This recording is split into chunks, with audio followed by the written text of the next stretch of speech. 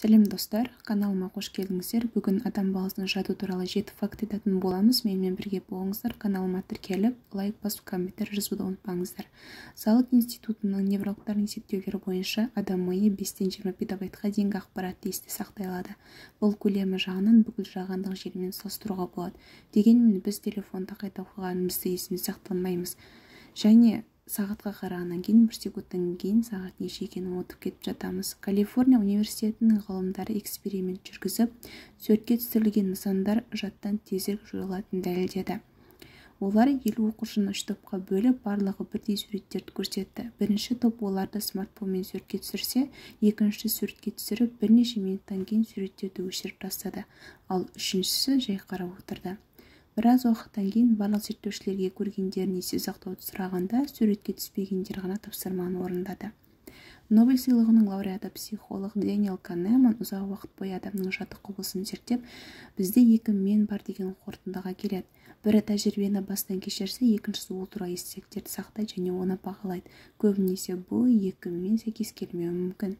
Мысал ретінде ол экспериментке қатысушылардың бірінің сөзін келтіреді. Ол концертте 20 минут бойы әдемі симфонияны тыңдап, осы уақыт бойы музыкадан ләззат алады, бірақ оның бүкіл оқиғадан алған әсерін әлдебір жағымсыз діріл бұздады. Ол ең соңында естіген тәжірибе адамға ләззат сыйлады, бірақ оның жады соңында жағымсыз оқиғаға бұзылады.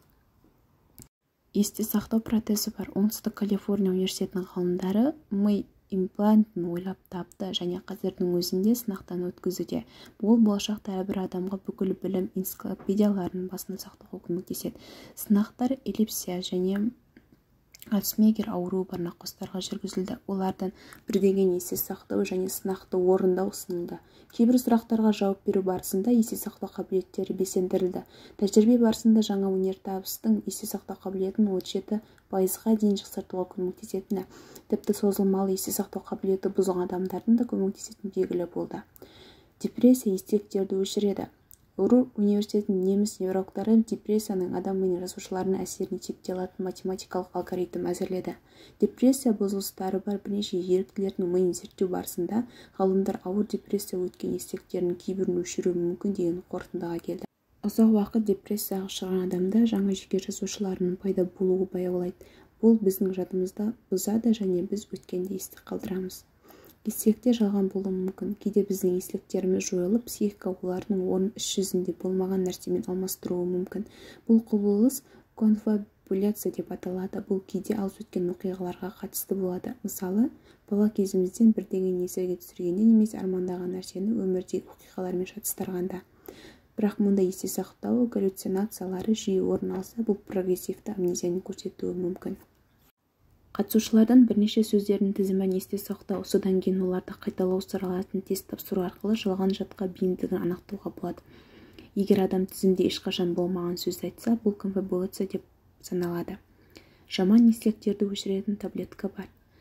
Америка құрама штаттарының Джон Хопкинс университетінің ғалымдары тышқандарға жүргізген бірқатар эксперименттерден кейін мида жағымсыз тәжірибелер туралы ақпараттарды сақтауға жауапты ақуыз қосылыстарын тапты.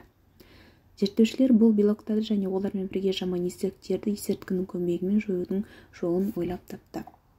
Бұл әдіс көп пікірталас тудырады және әлі кеңінен қолданылмайды. Осылайша, посттравматикалық депрессия емдеуге және адамдарды тәуелділіктен құтқаруға болады деп болжауда. Жадтарды жүктеп алуға және басқа миға беруге болады. Сіз жаңа шет тілін үйренуге келгеніңізді елестетіп көріңіз. Ал мұғалім бір сабақта өзінің барлық білімін миынан сіздің миыңызға аударады.